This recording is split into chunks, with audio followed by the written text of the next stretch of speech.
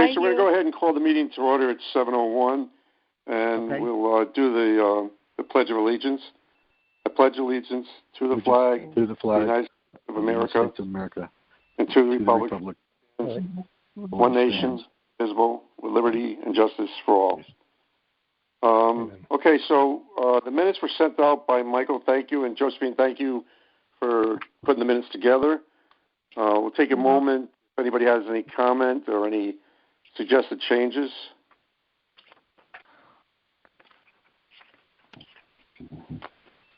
Hey, Mike. Yeah. This is you. Did the state money for COVID? Are we going to discuss the minutes under old business? No, we discussed the minutes now.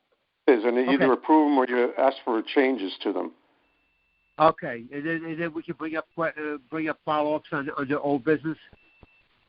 Yeah, we'll bring that. You could. Okay, that's fine. Ask me. Okay, that's fine. Yeah. Yeah, that's fine. Okay. The only thing I see. Oh, never mind. I don't see it.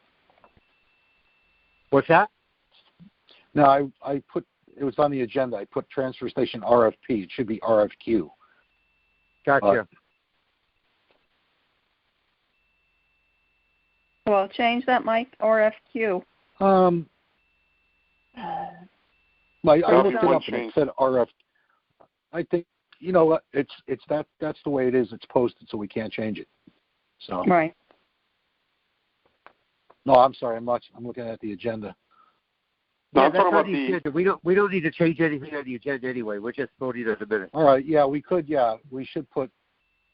Yeah, you could change that RFP and RFQ in the minutes. Change that, Josephine, for the revision. Is there any other changes or revisions that we need? You're good with the rest of it? I think so. Guy, everybody's all set? I need a motion to accept the minutes then. I make a motion we accept. Okay, I need a second. I'll second, Guy. Guy, all right. And all in favor? Aye? Aye. Aye. Okay, the minutes are approved. All right. Not here. This is Joe, just calling in. Hey, Joe, we just approved the minutes. Okay. And we're moving on to old business. So I know, Hugh, you had a question that you wanted answered about from the minutes. You want to bring that up again? Yeah, I do. Me? There's a couple. Oh, no. There's a couple of... I'm sorry, go ahead. Oh, Hugh, you got the phone. Go ahead. Okay. There's a couple of questions I have. One is were we able to do anything about getting state reimbursement for COVID expenses for things like overtime and extra expenses? And then I'm assuming that we're going to talk about the compactor installation. The other items have on the June minutes. We're going to talk about that in the old business, right? Yeah, that's on the agenda. If you look at the agenda, it has compactor status. Okay. Because there was a number of items on there that we put down. About the COVID reimbursement.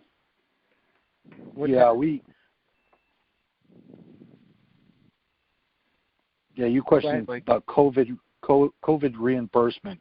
Okay, we are applying for FEMA money for materials that we had to go out and buy, additional materials like your sanitizers and masks and all of that material, and some of the chemicals. We're putting that in for the FEMA. Yeah, through all the PPEs. Yeah, all the PPE. You're doing that with account PPE request? No, we're doing that with the accounting. With the yeah, but I mean, it's going to the town PPE request through FEMA. Whatever they're putting it through, it's not. I'm not sure what they call it. Is that what the fire department has, a PPE request for FEMA? So if it's there, I guess the fire department's doing it, and we're doing the same thing. Okay. I just sent that up to accounting.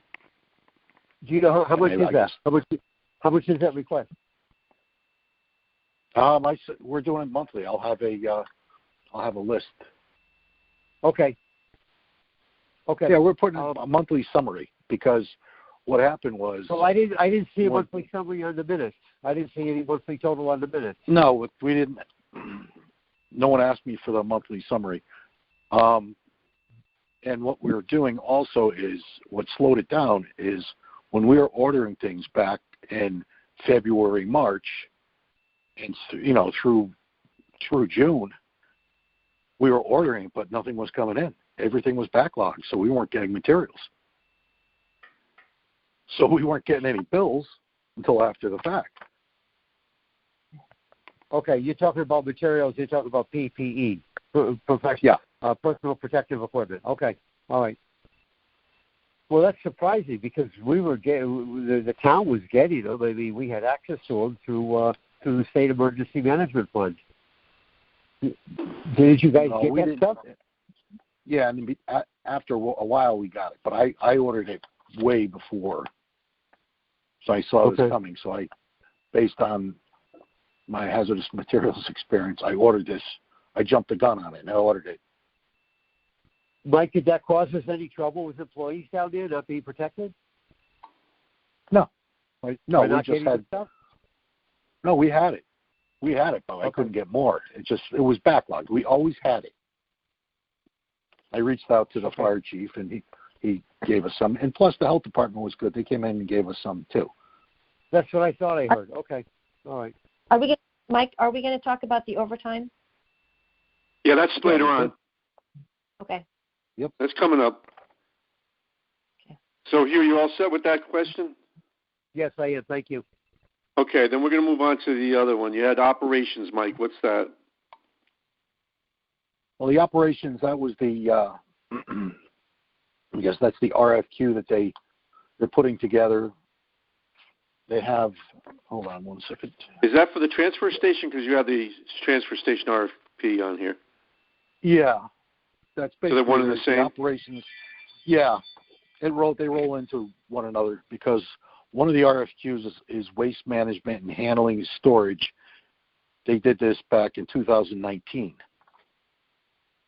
Yeah, November 2019. So I think when Brian took over, he got the same company to evaluate the transfer station, and we started talking about the remodeling it, and doing the maintenance that was in the budget in Public Works operations back in 2012.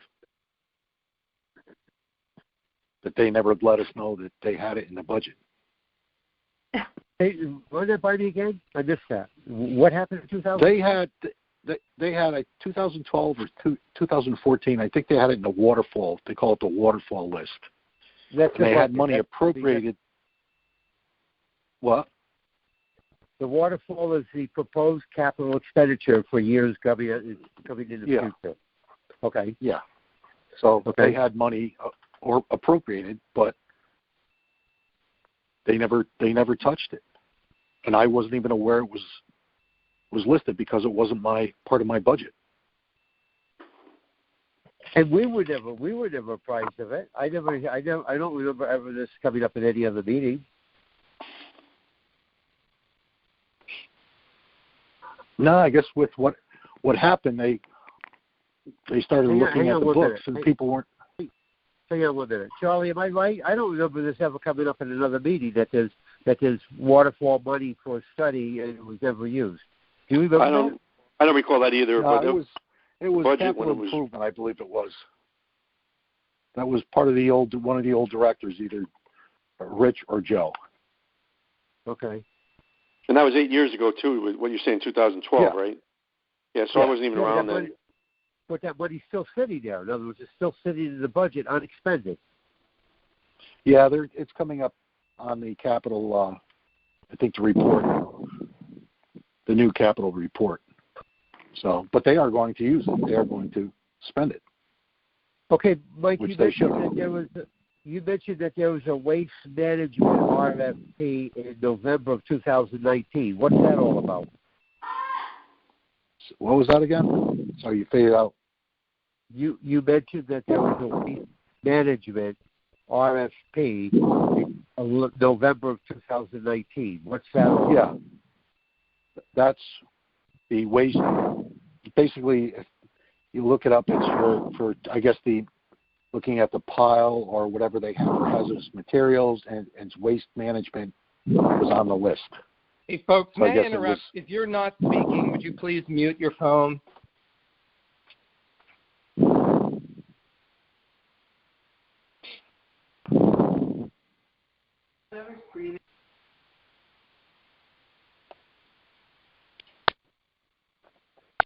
All right, can everybody hear me now?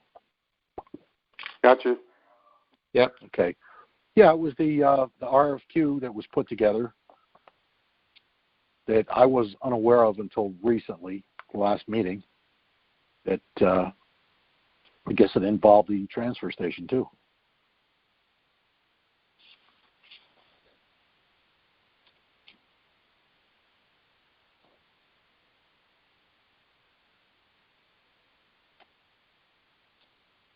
Okay, if anybody's going to talk, you have to unmute your phone. Can you hear me? I hear you now. What'd you say? Okay. Mike, what is wrong that you as the director of the department aren't aware of the RFQs going out for the old department? That was Public Works handled all the buildings, operation, and management of the structures. Yep. And they never discussed anything with me. I requested a bunch of things in the past. They never really responded. Okay, so to go back to the old minutes, the operations line that you have, that's basically talking about this 2012 RFP and the 2019 waste management RFP. That's what you're talking about, right? Is that what I understand? The total operations. What? Okay. No, I'm done with that. We can move on if everybody else is happy. All right.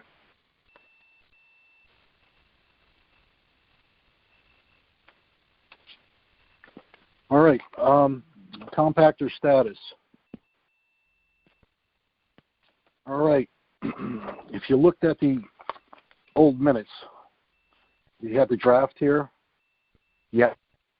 Everything was delayed. It's due to COVID. The vendor came in, the compactors came in on August 14th. They were installed and ready to go. On the 16th, one was installed and operating. We had this past weekend, this Friday of the 11th, the other compactor they started deinstalling or removing and then installing the new compactor, and then it went live today. Hey, Mike. Yep. Respectfully, we met on June 8th. On June 8th, we asked many, many times, are they on schedule? And I believe, I didn't see it in the minutes, but I believe you said you had just talked to them and everything's on schedule. They were on schedule. Yeah, but June 8th is 4 months after this COVID thing happened. And essential businesses, and that was your response, was that this is an essential process, and you were assured that they were going to meet the contractual requirements, and it was going to be installed by June 15th, and then by June 22nd. So how in 2 weeks were they delayed because of COVID?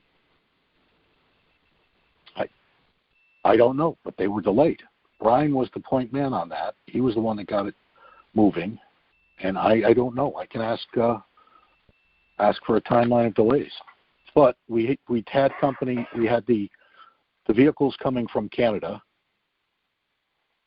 which I believe they had issues, and plus you had another hot zone. Some of the materials were coming from Florida. Well, how could they have told you on June 8th that everything's okay?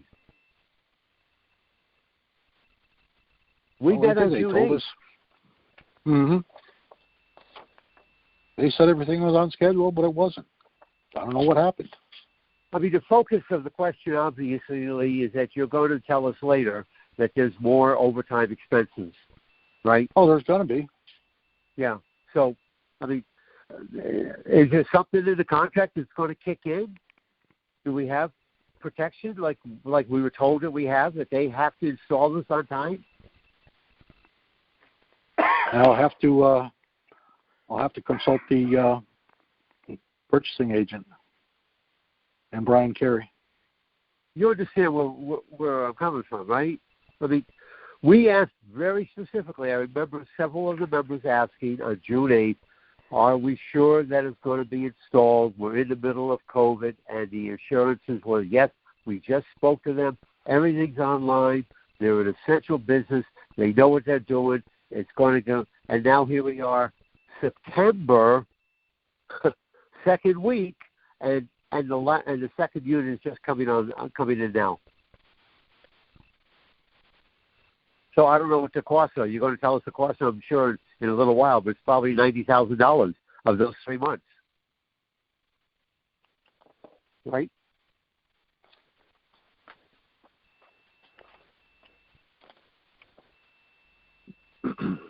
I'll have to look at the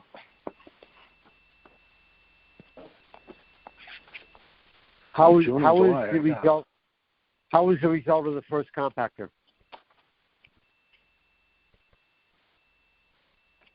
How was it? It's great. Yeah, the test of the first compactor, is it running the way it's supposed to be running? Yeah. Hey, Mike, it's Guy Gleistine, but if I understand this correctly, both have now been installed, right? Correct. And so, one of the things. Go ahead. Sorry. So I was just down at the transfer station last week, and I guess I noticed the commercial trucks are coming in the front where usually the town citizens come in. I guess that's because there was installation work going on, but it was chaos. So is that now? Yeah, better? I know. Yeah, it should be better. Tomorrow will be. They shouldn't use the open top any longer. They're going to use the building inside.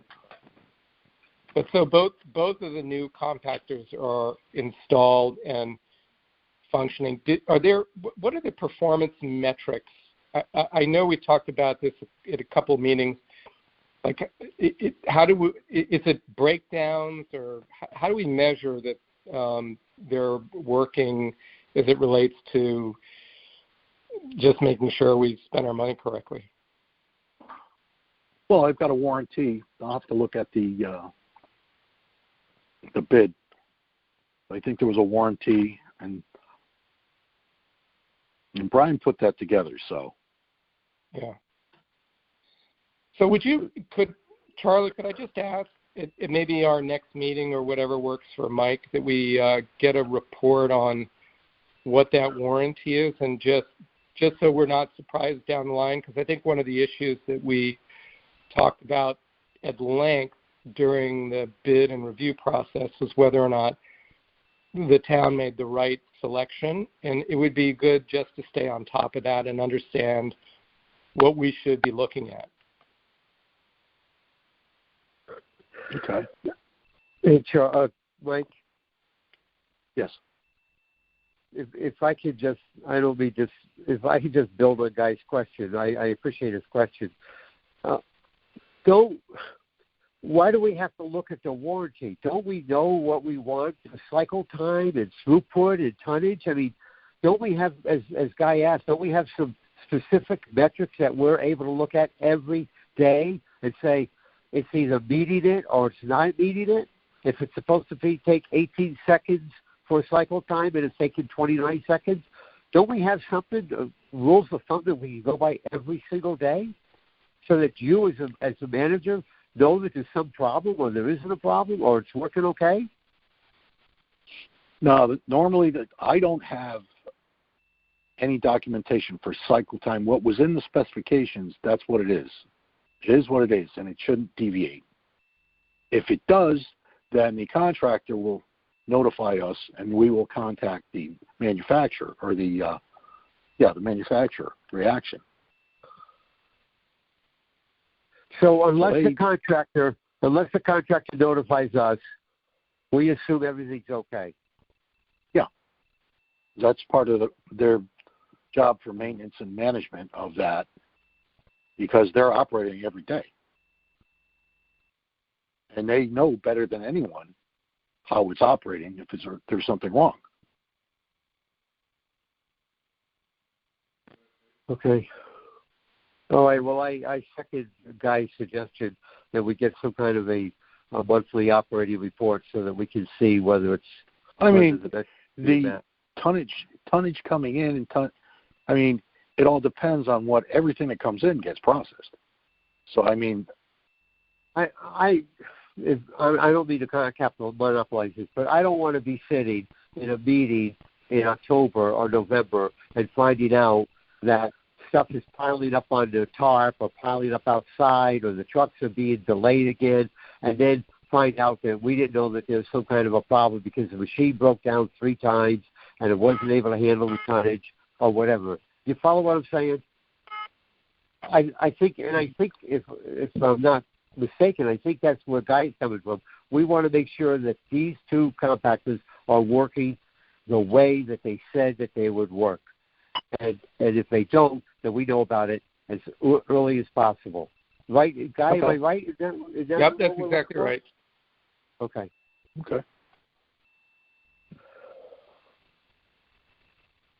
It's just a report, right? That's all it is. It's a report.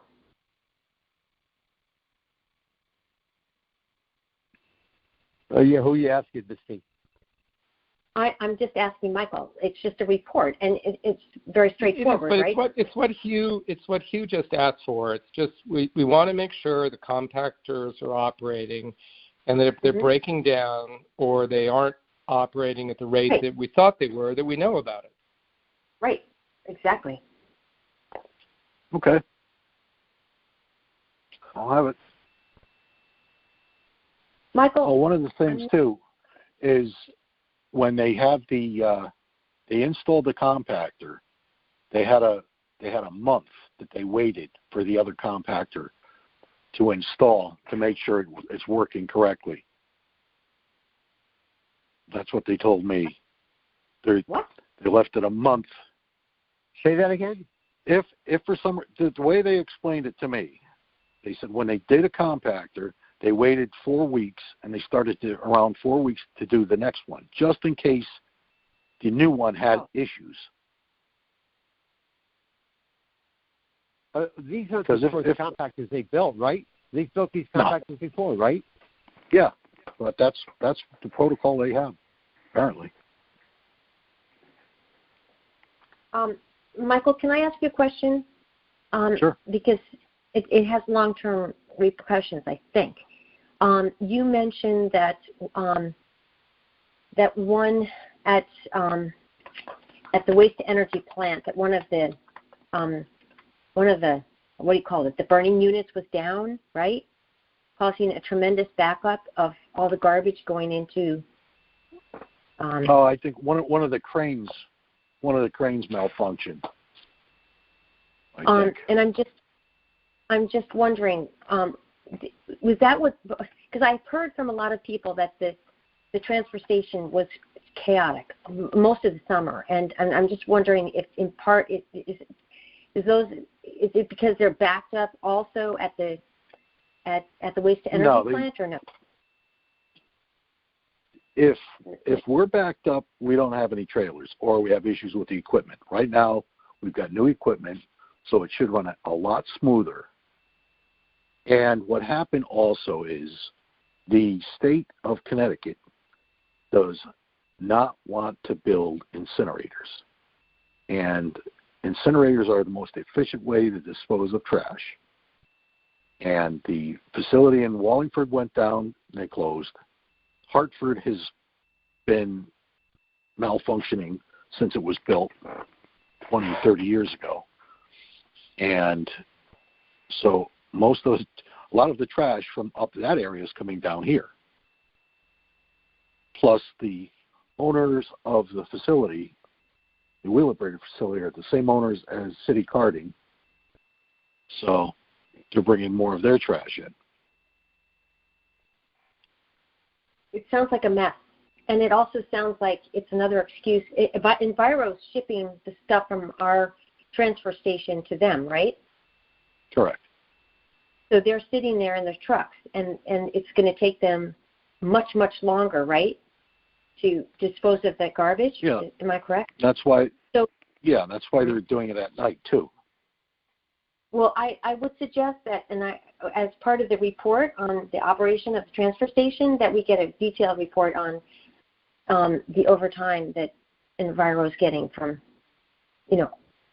continues to get, and trying to target why those costs exist. Well, the overtime that they're sitting in line, or the overtime at the transfer station? Well, they're going to be sitting in line, right? And so they're going to be sitting there with many more trucks in line, and so that's going to end up being overtime, right? Well, right now, for example, if the Enviro trucks are sitting in line at the plant, we're not paying for them. We've already paid it. That's part of the contract. Oh, okay. All right. That's good. So we're not paying them overtime. So the overtime is coming from their work at the transfer station. Correct. The compactors to process the junk more efficiently. The overtime came from, they had to staff it with another person, which was $1,350 a week. And they all had, and they're charging us $102.50 per hour to operate the transfer station and the overtime. That's to operate all the trucks, the manpower, and the building and the equipment. That's what they were charging us. Okay, still going over it. Can I interrupt? Are we skipping the compactor thing and go to overtime right now?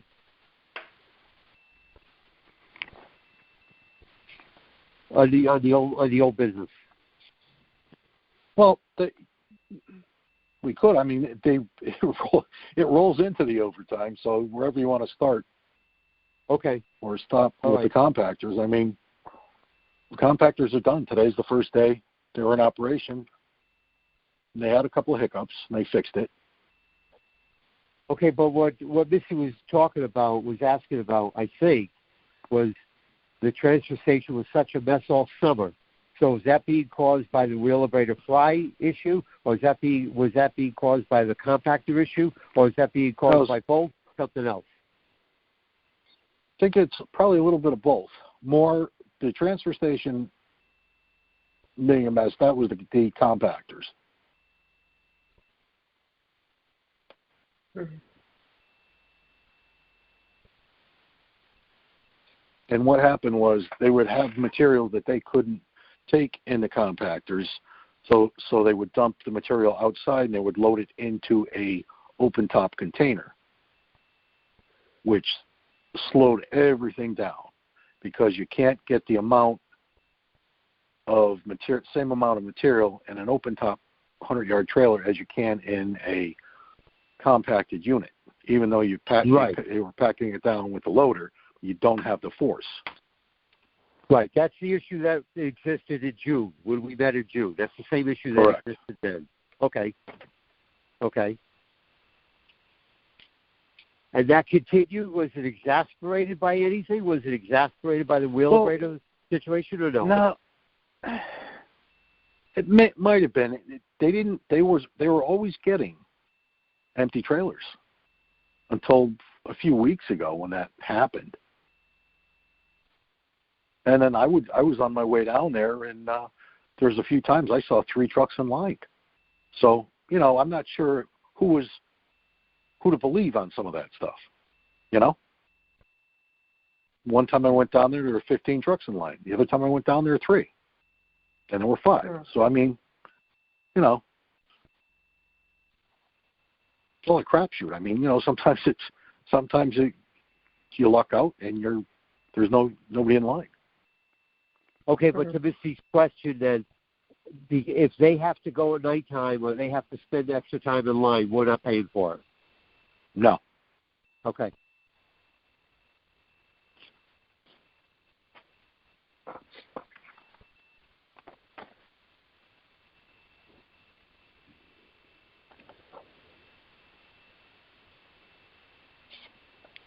Okay, so to wrap up the compactor thing, as of right now, both compactors are working.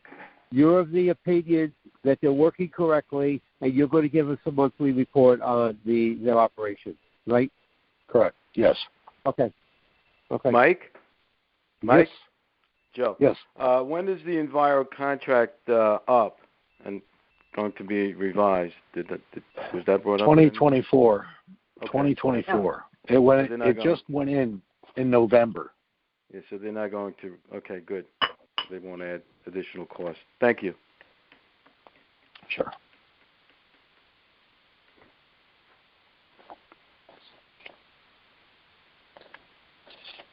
All right. Where are we over? Okay. What are we up to now? Overtime? New business? I think we're the transfer RFP. Did we do that? Transfer station RFP was the next item. And we discussed that. We discussed that before. Yeah, you just talked about it. Then overtime. Yeah, we just talked about the overtime. Like I said, I'm still working on. I'm still auditing the overtime. I met last week. Yeah, last week with the internal auditor again, and I'm going over the contract. I remember last month we had some questions about the audit and the audit plan, and you said you were going to meet with them then. Because of COVID, that was postponed? Actually, because there were more audits coming into the town from outside auditors. That's what slowed everything down. So because of what happened. Have they prepared an audit plan yet of the transfer station? No, I'm doing it right now. I'm going over all their overtime hours, and I'm matching the numbers. Okay, so when you say audit, you're just I'm verifying just checking in. Correct. Okay. The overtime numbers and the calculations. That's all the audit was on that. But they have operational audits that they're looking at different bodies, the way they were processing payments. It's a whole town audit now with purchasing because of the things that you've read about in the newspaper. Yep.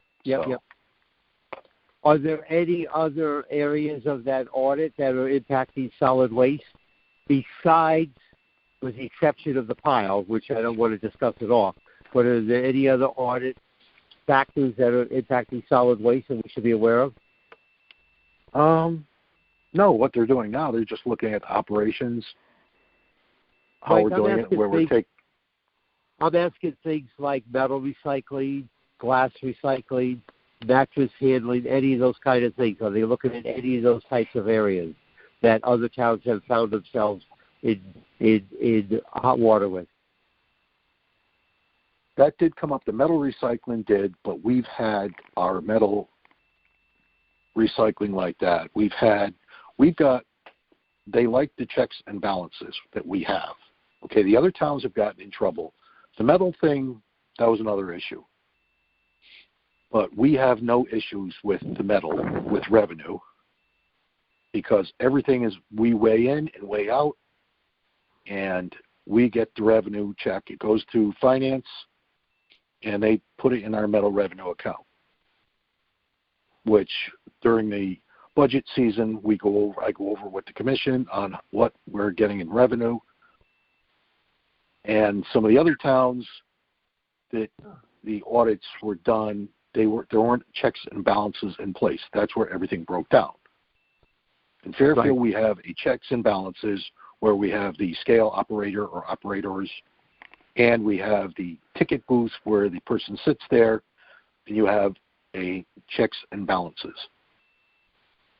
So they take the tickets. They were keeping the receipts. We have all the receipts. I have everything that goes to the scale. I have access to it. I'm the only one that does any edits or if they do void, I have to look at the voids, and I do them on my monthly report. I look at the void reports, and if there's anything that I have questions, I will ask the operators that. And there's an audit package that we have in our system that I can go in and look to see what they did. Okay. And you say our internal auditors have looked at that? Yes. Okay. Okay. You guys all set? We're at the new meeting, new business now? No, I think we're on. Have we finished overtime? I haven't heard the overtime numbers yet. We're just getting overtime. Oh, I was doing the overtime. I'm still looking at the numbers. Well, what do we spend the overtime now? It was 30,000 a month. 18,000 for June. Uh-huh. But that's the third man and the overtime, for all three employees. And that's coming from simply moving trash into the compactors, because it's not from having them take the trash to the incinerator plant, right? No, it was basically processing the trash at the transfer station, the backup. Right. Do you expect July and August would be the same? Are going to be the same number? Yes, I just got the invoice. Oh, July? Oh, hold on. Just bear with me 1 second.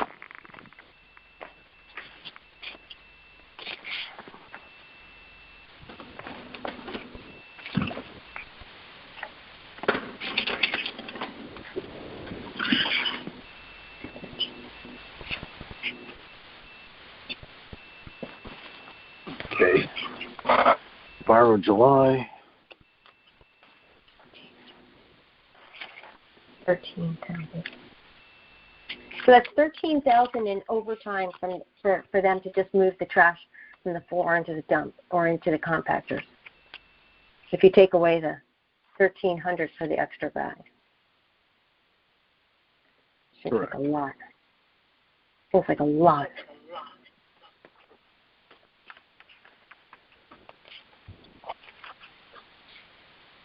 Okay. You know what she did? She sent me the. Hold on.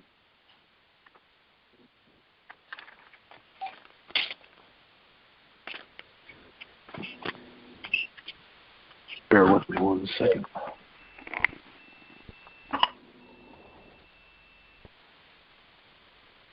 Hey, Mike, can you hear me okay? Yeah. Okay. The other phone, I had a call on another line. I was listening to everybody, but I couldn't talk. Whatever.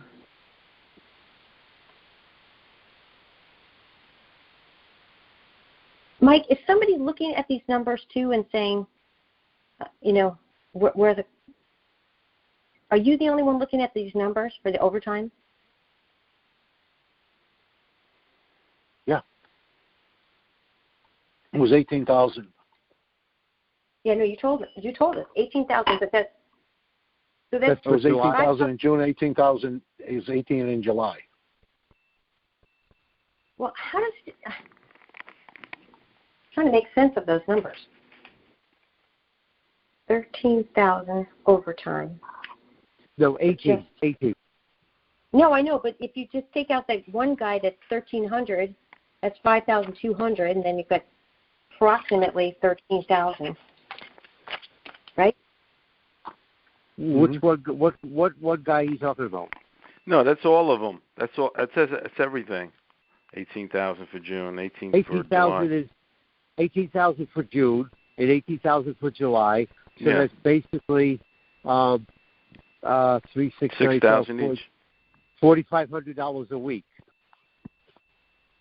That's $4,500 a week. That's what we're paying extra. Right. But what Michael was saying was there was some guy they had to hire.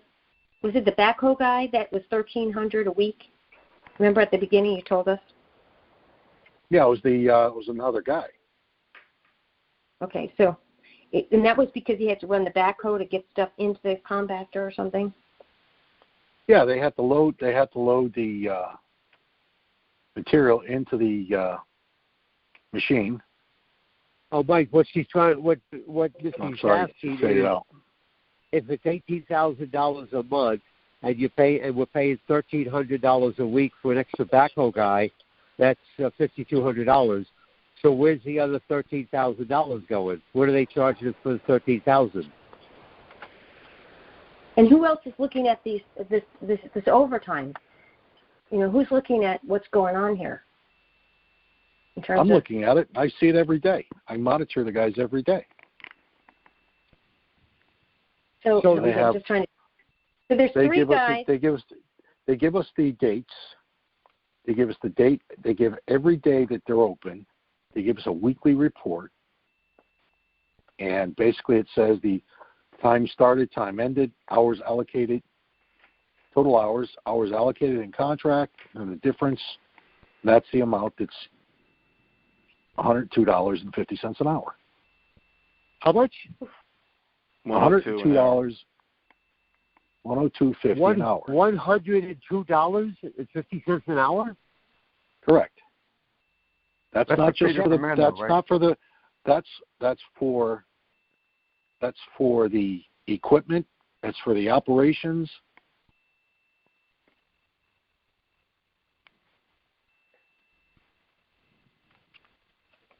Like I said earlier, individuals, right? Yeah. So it's more like $30 an hour.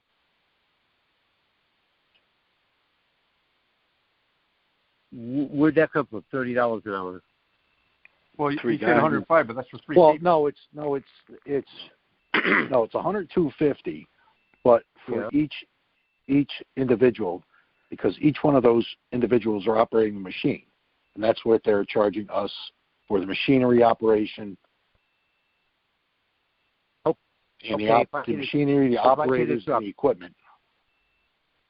If I can interrupt, so you told Missy that one extra man is being charged $1,300 a week for that extra guy. Now that's just for him. That's not for a machine. Like it's just a guy. Yeah. Right. Okay. So then there's $4,000. I guess that's. Well, the $1,350 a week is for the extra guy, so I'm not sure if they're including his operational, his. Well, they're not bringing an extra machine, right? It better. Yeah, they have an extra machine there. I mean, that's a pretty good salary, $1,350 a week for working at the transfer station. They don't have an extra machine there, right? Yep. They're not bringing another machine there, are they? Yeah, they've got another yard horse now. They've got 3 yard horses. I just wonder. I don't want to beat a dead horse here, but it just seems like there should be some really good evaluation on because overtime is overtime. It's time and a half, right? It's huge. So I think that they need to know we're looking at this with a fine-tooth comb, and they can't just put these numbers in there, but they really need to define where the money's going to. I mean, overtime this is not to me. This is not acceptable. I mean, but I don't want to beat a dead horse here. There's so much to talk about. Well, the town's going to audit this. They'll look at it. They're going to audit and see where the checks go and where the bills come in and how much they charge, and we don't know all those details at this point. So it'll be audited. Okay. There's an audit over it. Mike, well, that's why. May I ask a question, Mike? Does overtime require pre-approval, or is it something that's just submitted based on hours? It's basically an as-needed thing. If they've got to clear that transfer station off, they've got to clear it up, and when they're done, they're done. I mean, it's. So they do not require that they get approval from you for that OT, right? No. Okay, that's all I wanted to know. Thanks. No, but I'm down there daily. Yeah. No, I was just asking from a control point of view. So you're reviewing the reports. We could debate the appropriateness and costs all night long. I just wanted to know whether or not it's something they're entitled to based on the hours required, or whether or not they have to get your approval beforehand. Mike, how many more months do you think this will be needed over time? This should be done. This should be over. Should be done. So it's finished. Okay. So then we'll have an audit of it. And, Yeah. Yeah, I didn't put any overtime. I didn't put this in the budget. Okay. As an overtime item for Enviro because this was supposed to be done right before. So that was a temporary thing for the interim before the. Well, let me tell you a quick story. Okay. Go ahead. We had an Enviro employee. We got the new compactors that the old ones, I'll say the old compactors we got. Mm-hmm. The company sold it to us. They stated it would be 25 to 30%. They can handle more. They're more compact. They're more fuel efficient. And we had the operator down there, whose name was Dennis. He was operating it, and we really didn't have a whole lot of issues.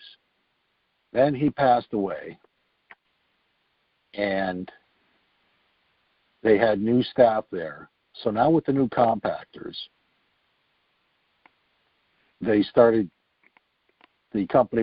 all started pointing the finger at each other. The compactor company said the guys weren't doing it correctly, and the guys are saying that they don't work right. So we're going back and forth over a year for this. And unfortunately, the guys were right because the compactors didn't work like they were supposed to. Yeah, I remember that. I mean, we went over that. That was a problem. And just for people that don't know, the history there. Yeah. So now, Go ahead. No, go ahead, Mike. So now we're done. So now yeah. So these will be operating efficiently, so we won't need that for the future again, with tremendous hope. Yeah. Okay. Yeah.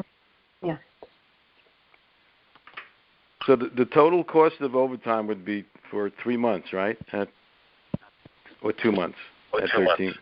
2 months. So it'd be $36,000. No. It was $18,000 for June and $18,000 for July. Yeah, and that's $36,000.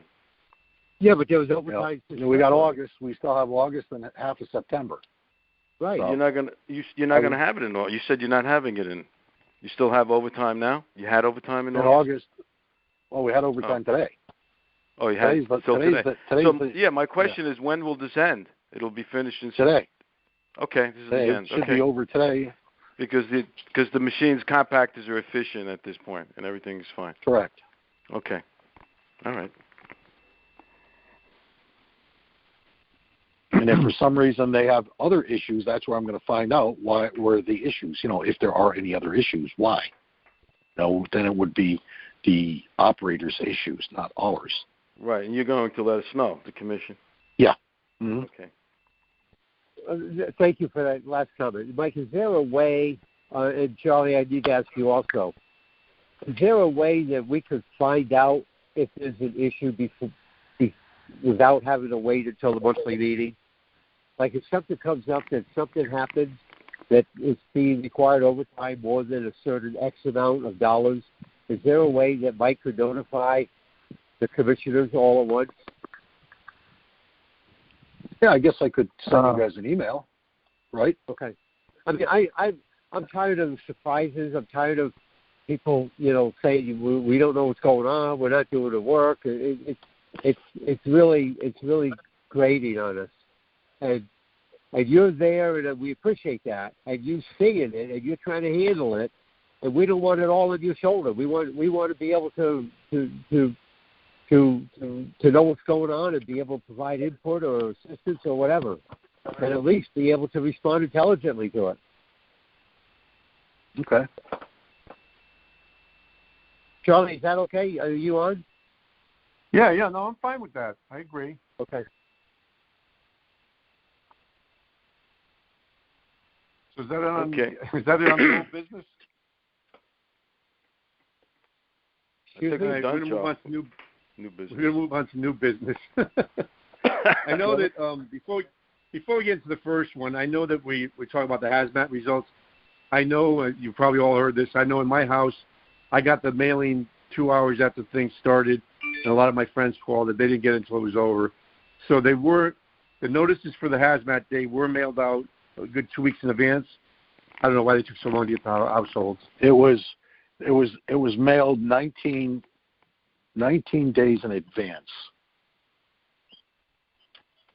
And we put it out to bid. The company won. This company we've used before. And they were lower.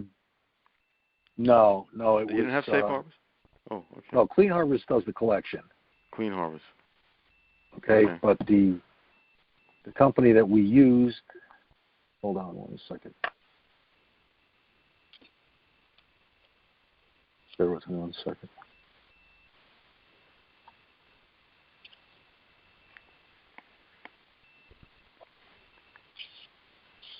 Yeah, we used high grade. Mm-hmm. Oh, wait a minute. Hold on 1 second. While he's looking it up, Joe, were you at the June 8th meeting? No. I didn't think so. No, but I didn't get the mailing, Charles. I think a day before. Now, who sends out those? Who informs the public, the citizens about that? Who sends that out? Those. Well, we did mailing out to everybody's household. Yeah. Yeah, I didn't get put that it in through. the mail.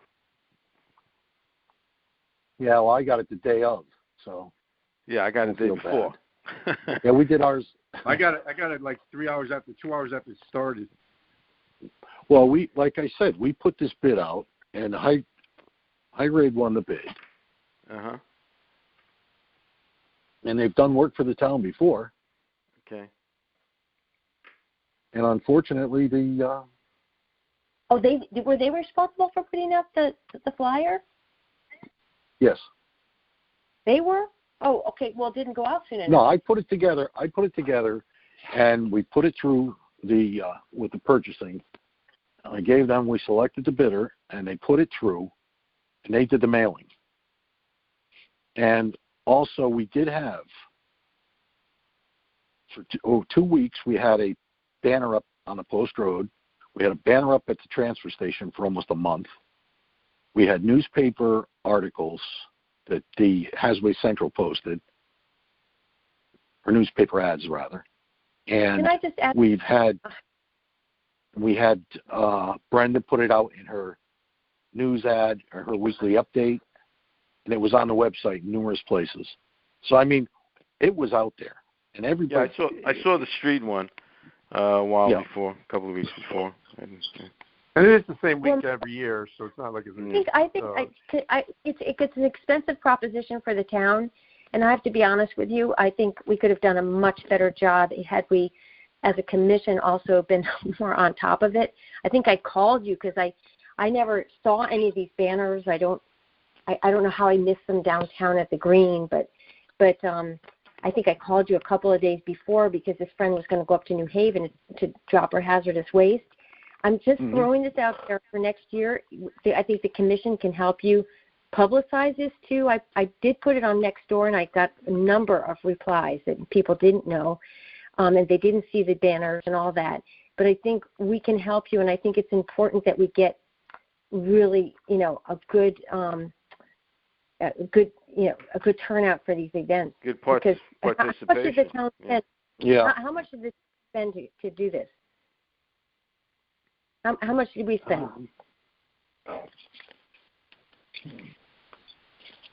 I don't have the bid or the amount here in front of me right now. I can let you know. Well, I'm just saying Right, it's an expensive proposition. I'm embarrassed that I didn't know until a couple of days before because the flyer came the day of when I had already been down there, and I was embarrassed. And so in any case, I think we can help you, Mike. We can, help you get the word out. And, especially that is a really important day, I think. Mike, is that a once a year event? Yes. Yeah, once a year. It's the same weekend every year. But let me ask you this. So I brought up how we didn't get the mailing, and we had all this conversation about people didn't know about it. But what we have on the new business is the actual results. So how were these results this year, Mike, compared to other years? Okay. This year we had $729. Last year we had a high year because the previous Public Works Director, the year before, 2018, took it out of the budget. He didn't allow me to post it. He removed it from our budget. Okay. What's that got to do with it? Removing it from the budget? He removed the mailing, so we never sent the mailing out. So yeah, but how many people come to the event? Okay, we had 729 this year. Yeah. We had 1,019 last year. Okay. Like I said, we had an increase because of, in 2018, the previous Public Works Director cut the mailing out of my budget. Yeah, but how many did you have? How many? How many cars? Do we have that? How many cars? From that year? Yeah, 2018. 2018? Yeah. Hold on 1 second. So it sounds like because they didn't send out the mailing one year, we got hammered last year. And now because people that get the mailing this year, we're going to get hammered again next year. Well, I don't know about that. So we don't know yet. Yeah, what about? I don't know. Michael, what are the numbers for 2018? I have 648. Not much different than this year.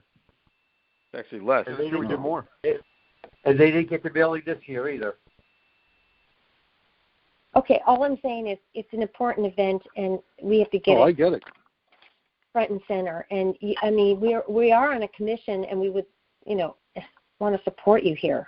I mean, we don't want to just sit here and all of a sudden, okay, it's great that you guys remember that it was like the last week in August. I thought they weren't going to have it this year because of COVID. So I just assumed because I hadn't seen anything. And I had everything. I don't get the paper, and I didn't see the banner. Okay, and the thing that was sent by Brenda was way down, like at the very bottom of this incredibly long letter. So a lot of times you don't read through all that. So anyway, just a thought. I think it's an important event. I think we should support it in every way, shape, or form. Well, yeah, don't worry. Next year it's going to be. Michael, did they pick a date this year for Fairfield Day in New Haven? No, what happened was they didn't have it. Because of COVID. Because of COVID, okay. They charged the towns. They took the 18 or 19 towns, and they had 2 employees from Clean Harbors there taking the data. That's why they're all pre-registering. So they had their iPads there, and they were clicking your names, and they were going through it. So we didn't pay to have the Public Works guys up there for overtime. It was actually cheaper for me, or for us, to pay to divide the overtime amongst the 18 towns for the Saturdays up there. There was a few years ago, I know, because I'm on CERT, they used CERT members. Probably they didn't use them this time because of insurance or whatever. So that saved them a lot. And the fire. So I don't know if that wasn't used this year. They don't pay for CERT members, do they? Yeah, we had done it years ago. We used to help out. Yeah, but you don't get paid for doing that. No, right? It's volunteer, which is contribution to the town. Yeah, right. Yeah. So maybe they compress. That's why I was asking about Fairfield Day because I volunteered. Why don't you elicit more volunteers? Because when I showed up there, those guys were all getting time and a half, right? All those public work guys. Yeah. Well, because of COVID, we always have to have the Public Works guys there. Yeah. It's a given. We have to have those guys there because they do the setup, they do the takedowns. Right. And but they weren't here before. I mean, they weren't taking in data. No, we had the person from Hasways taking the data. No, I worked that day. That day that they had 1,000, and it was just Brenda Kupchink and Tony Wong and Audrey and I didn't see any public work guys there. maybe there was one or two floating helping you, or what? But no, they were out there. Then you said you didn't need any volunteers because you had all the public work. Anyway, so whatever. It doesn't matter. It's over. Next year it's publicized. We had the CERT team last year. I think the year before we had the CERT team there. Yeah, 18. And it got to be so. There were so many people. People start falling over each other. That's why when we had the volunteers. Yeah, that was 2008. We have the volunteers. We have shifts. Okay, whatever. Okay. Mike, how much did the Has Waste Day cost us?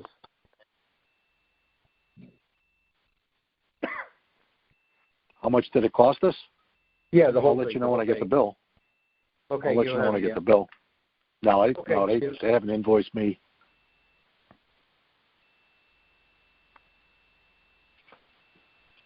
All right, so I guess we talked about Has Waste, and then we have the three recycling. The glass recycling, which I think we talked a little bit about, the organic and the mattresses. Yeah. Yep, let's go.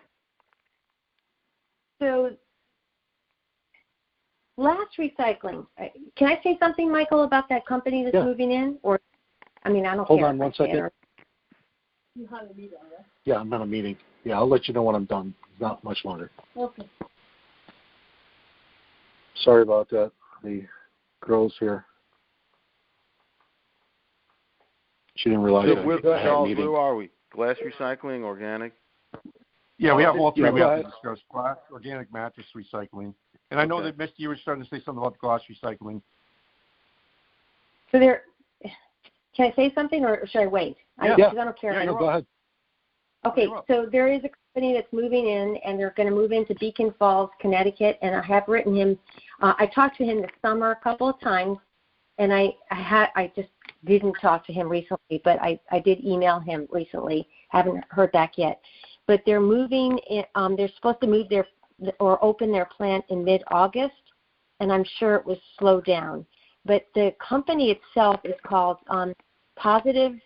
If you go to positive.com, you can read about the company. But they are really trying to they're trying to work with communities, and I think people does everybody know Jennifer Keaton Jones? I think she's well known. She's in the Housatonic Resources Recovery Authority. I think Guy knows her, right? Well, anyway. Yeah, I've worked with that group before for years. Right. I've worked with them. So what this is what he told me. He said he doesn't want to get in the middle of any established business that's already existing. So he's happy to come down and talk about the products that he makes. If anybody's interested in the commission and wants to hear from this guy who's an effective and recycler of glass, it would be interesting to hear what he had to say in terms of what kind of products they were bringing to market and how they work with how they work with Cedar Ridge. I guess they've been in close contact with them to try to find the best way to retrieve the glass. So, Oak Ridge. Misty, this is Doug Leisting. This is the company that didn't respond to any of my emails, any of my calls, any of my texts. And now you're in touch with them. Yeah, this is remember from 2 sessions ago, I was asked to look into the company. This is the company. Yeah, but the only thing I heard back from you guys was that you didn't think they were coming here, and so I didn't even know it was Positive. I had no idea. Idea. I'm just letting the commission know it's the same company that didn't respond when I introduced myself as a commissioner and explained what we were after. 0 response. Is that guy? I was in a meeting. I was in a meeting years ago with the state, and this guy made the presentation. And basically, what he was doing is he was taking the recycled glass and mixing it with concrete and having a much stronger base concrete. And he was going through. He wanted we were all interested in this. All of the towns the recycling groups. And eventually, in the beginning, he said he was going to open a place in Monroe. And there's no way you're going to open a place in Monroe. There's no direct route to get there with trucks. Really? No, Mike, really quickly, the short history here is he was actually trying to open in Milford. He got denied. They went up to Beacon Falls. They got their permit. They opened. You're 100% right. They have one product. It's a concrete additive. And so it's either, is there a glass stream coming in? And at the moment, at least from what they say on the website, they have all the incoming product they need for what they want to produce. I'm only making the point that I tried really hard to get in touch with this company through official channels, and it was a dead echo. So, we got to think through what we really want out of them. I don't want to hear a presentation from a company that doesn't have a plan that might have an impact on the town of Fairfield. I don't care about, glass additives and concrete. I want to understand whether or not there's something he can do for us or what we can do for them. Guy, were they going to pay for the glass or just hold off for a second? Yeah, Guy? Yep. Would they pay for the glass or just remove it or just take it away? No, they never ever responded. They never responded. Remember, I had volunteered to go in and look after these, try to contact these folks. Mm-hmm. All of this came from my research of the company. They never once responded, ever. Okay, this is so weird. So I'm happy that Misty has a channel to them, but all I did was coming across as a commissioner of the town of Fairfield, they didn't respond. I think that's important. Okay, so Guy, you never told me his name. It's Patrick Grasso that I was dealing with, and I was impressed because I absolutely did. I reported back to the commission who I tried to reach, what the name of the commission was. I completely reported on all this stuff. Okay, well, I'm sorry. That I totally did not. Well, I don't know why he would have talked to me then. He was very receptive, very responsive, and so I'm putting it out there. I think glass recycling is huge, and so I think we need to be aware of it is huge, but here's the critical point. What is the town of Fairfield, and what are we prepared to do? What do we want from somebody like this? I think as a commission, the only important thing is to understand what we could do. We have single stream recycling. We have no glass product that we could deliver to this company, right? So that's what the commission needs to talk about. Okay, in the beginning, when this came out, and we were notified as the group of towns, our old Square Rock towns. This is our group we have of towns that we all take our material to Oak Ridge Waste. Okay? Us as the group of towns were interested in taking the material that Oak Ridge gets, all the glass that Oak Ridge gets. We said we would supply them with all of our glass. Oak Ridge would love it because they could get rid of it in Beacon Falls, which is 10, 15-minute drive from where they are. Yeah. Well, it's about 45 versus minutes. Having to take it out to a landfill. Right. So everyone was receptive, but it fell on deaf ears. No one was ever notified, and no one could contact the individual or the company because it was like Guy said. They were denied in Milford. Originally, they said Monroe, and I said, I don't think you're ever going to get anything in Monroe. And they went to Milford. They got denied. Now they're up in Beacon Falls, supposedly. Hey, as a novice, can I ask a question? What are we talking about glass? Are we talking about bottled glass that people use for drinks? Are we talking about glass windows, or what are we talking about? No, it's actually any glass, any clean glass, but mostly bottles. So you mean like juice bottles that are sold at the store? Don't they have deposits on them? Not all of them. Some do, some don't. Not all of them. Yeah. So they would have to be segregated out. They would have to be separated. You buy salsa or tomato sauce or pasta sauce, any of those things. Those are non-deposit items, but it's all glass. I got you. Okay. So what does it cost us for this glass to dump it now? A rough idea. I don't think Mike can answer that question because we're single stream recycling. We mix our glass, our paper, and our metals. Do we have any idea, just as a ballpark estimate, do we have any idea what it costs us as a town? $82.29 a ton. Yeah, but how many tons of real glass would that be? How many tons of real glass do we have a year? It used to be approximately. The ratio was about 30% of weight was glass. 30% of weight. I think it was 30% of weight was. That I don't have a tonnage number right here in front of me, but Mr. I know you're hold on. So $24 a ton, roughly. If $82.29 is your waste cost, and you're roughly 30%, you're roughly $24 a ton for glass cost. How many tons of glass are we talking about? I mean, how many tons of glass? Yeah. So, say for example, I've got 508 tons, 152 tons of glass. If that's the ratio, the 30%, the 33%. Okay.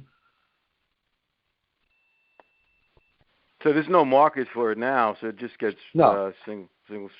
The problem with the glass, it's a problem. There's a number of problems with the glass, right? By the time it contaminates all the other products as it goes through the single stream, and it becomes this dust in the air when it gets sifted through the system, and it becomes like little pieces of dust, and then it's very heavy to transport. So there's a number of problems with glass, and so it's it is an issue. And Mike, is it $82 a ton now for the recycles? Did that go up from 75, or what was it? What was it when we met last time? Because I think you said it was going a new number. Yeah, it was going up. Yeah. So did it go up? To see what it was last time. Yes, it did go up. Okay, and so it went up like what kind of percentage? Like 10%?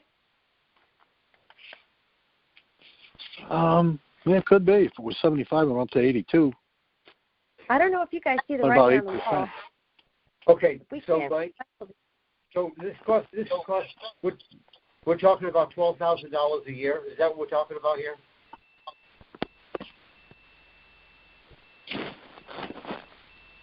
$12,000? No, much more than that. I mean, how many? What are our annual recycling tons? Even ballpark. In the ballpark? Hold on. Yeah. I'm actually working on a report right now. But what did we do last year? 1 second. I'm trying to pull up the impact this has on the town. That's what I'm trying to understand.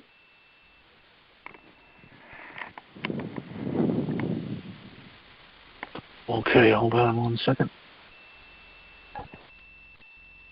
Okay. Because I agree the transfer station, we did single stream was 2,618 tons. 2,000. I thought you said 100. 2,000. I'm sorry, Mike. Say that again. 2,000 what? 2,618.05 tons. That was the transfer station. Hold on. 30%.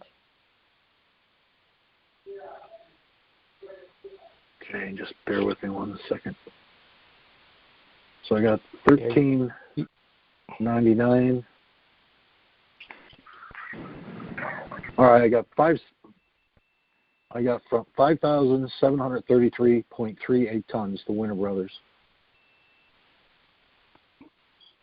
Tons? Tons. 5,733. Oh, a year. Boy.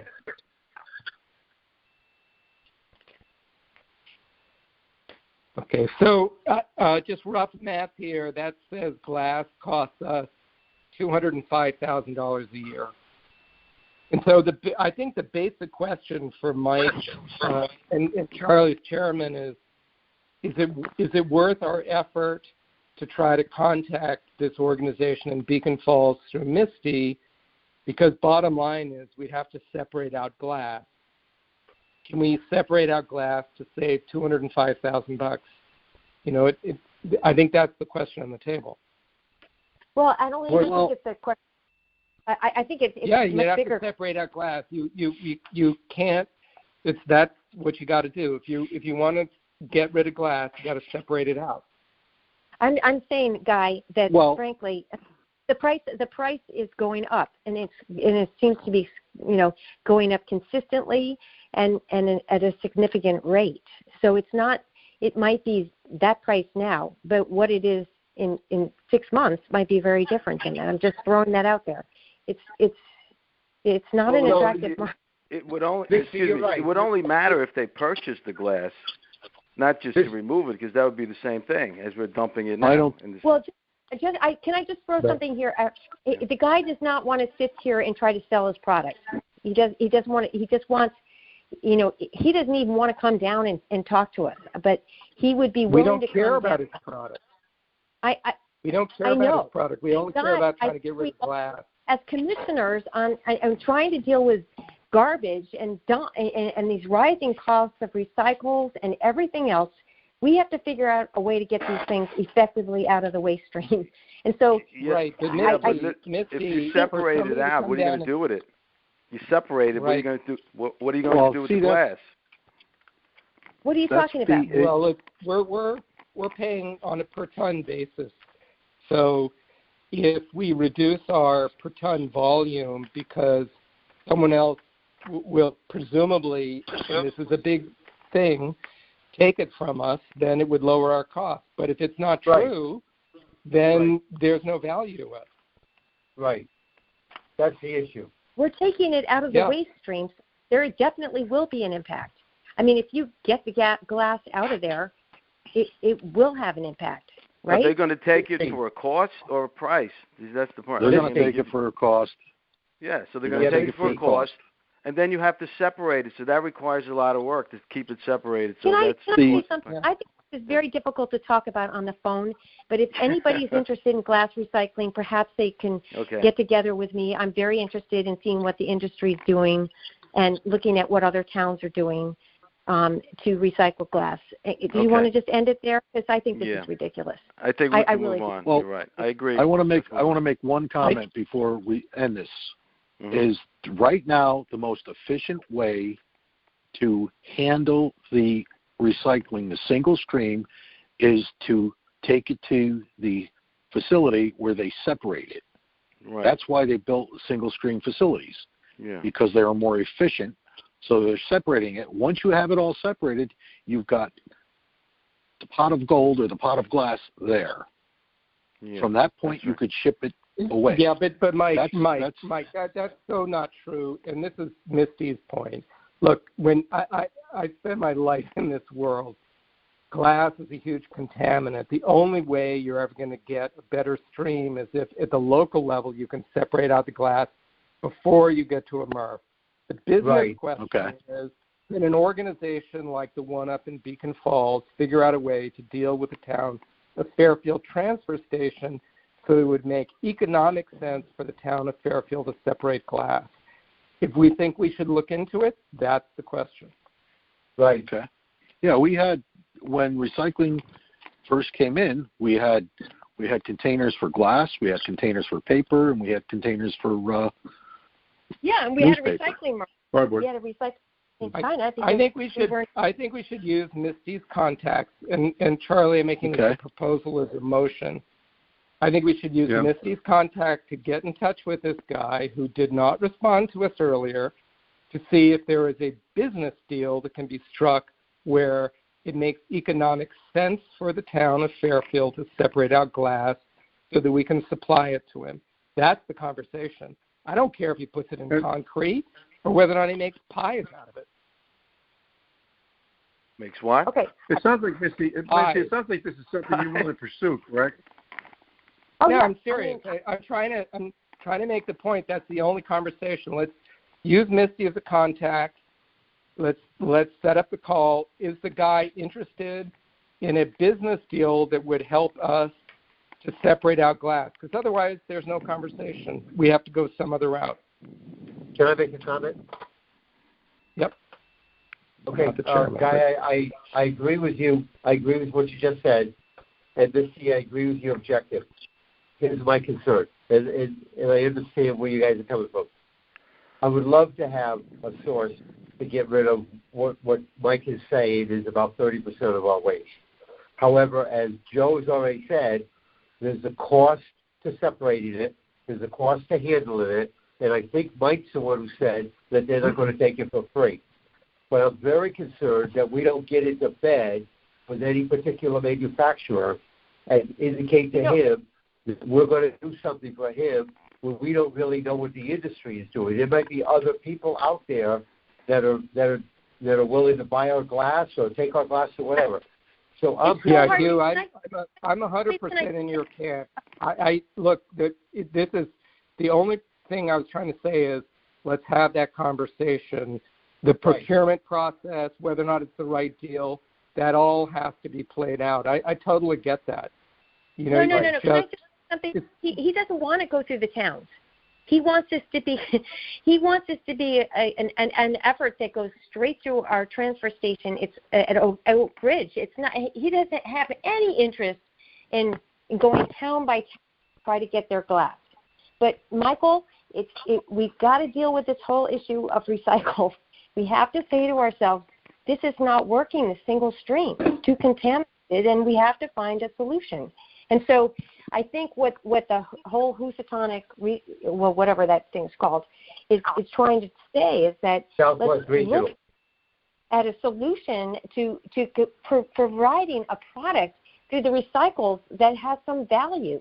Because it's the contamination that the glass is causing as it's crushed into the cardboard and it's crushed into the plastics that's becoming a problem. So I'm just saying I think information is important, and I will get as much information as I can, write a report for the commission to look at and give you an update. That's all I wanted to do, say this is what the plan was, to move the plant in by August, and we'll see where he's going with this. But I think for us as a commission looking at costs, the costs are going to escalate with recycling, and glass is one of the heaviest products in the recycling stream.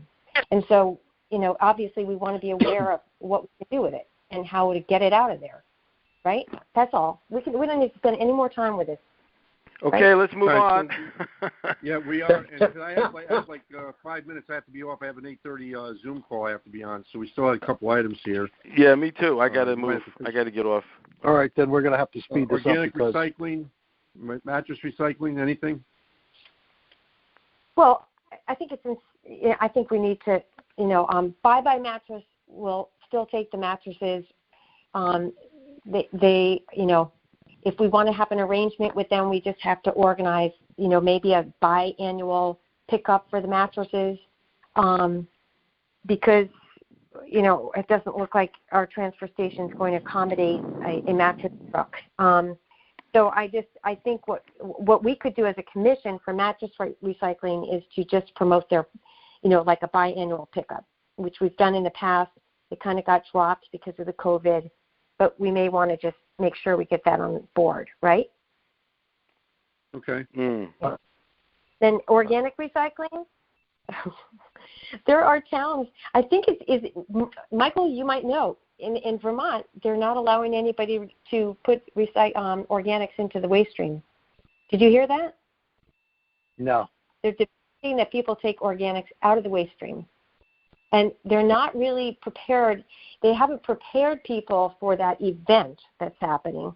But, organics are so bad in when it goes to the incinerator plant, because we're talking wet, moist, and that's like the worst contaminant in the incinerator plant, right? It's when something gets wet and it's moist, and you have to dry it before it goes into the incinerator. It's inefficient. They don't have to dry it. They don't have to dry it. There's enough fuel in there that it cooks right up. By the time it hits that, it's gone. Yeah, why would they dry it? I think the bigger issue. Some places had facilities where they had to dry the waste before. It's like Hartford. They had to sort it out and dry it. That's why it didn't work. That's why the mass burn. We went to the plant. We watched them. They take those big cranes and they pull it up, and then they air it out, and then they move it over, and they're always dealing with moisture. It's huge. Yeah, anyway, what did they do with it? Bury it? Then they bury it or compost it? No. They have to dry it out before it gets. Before it gets burned? No, they don't dry it out in the plant. They pick it up, they move it over, and they drop it into the chute. Yeah, whatever. So one person talk at a time. I'm getting confused. Mike, tell me what goes on. Basically, when the trucks, they push the trash into a pit. You know, like those games they have, those carnival games where they have a big claw that picks the toys up, and you try to drop it into the chute. That's what it is. Yeah. It's a big claw that comes down, picks up the trash.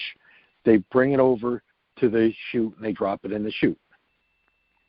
And it gets incinerated right there. How are they getting out the organics to dry it? They're not drying it. They're not drying it.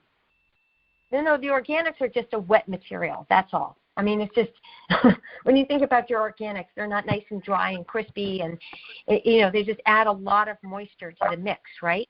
And not only that, but the fact of the matter is, if there's, this is a long. We don't need to talk about this now because, frankly, the meeting, everybody's going to be leaving the meeting, but it is something that we want to keep on our radar to try to find a solution for organic recycling in our community. I really do think we have to deal with this. All right. Well, I do have to jump off. If you want to continue the meeting, we could do that, or we could take a motion to close, either or. I have to go. I have to get off. If you guys don't mind, I'm going to make a motion that we close and continue the old business at the next meeting. Motion from continue the glass, organic, and mattress recycling. Yeah. What? We did glass. Okay. No, glass is done. The glass is done. The mattress recycling, I think we need to have a program for, or a plan of action. Okay. We can in a minute, and then the organics, that is a long-term conversation. All right. I have one motion. All right. I have a second. Who made the motion? Okay. Second the motion to close. I second it. Joe Pegman. Joe. All right. All in favor? Aye. Aye. All right. Okay, see folks. you guys next time. Bye. Have a good night.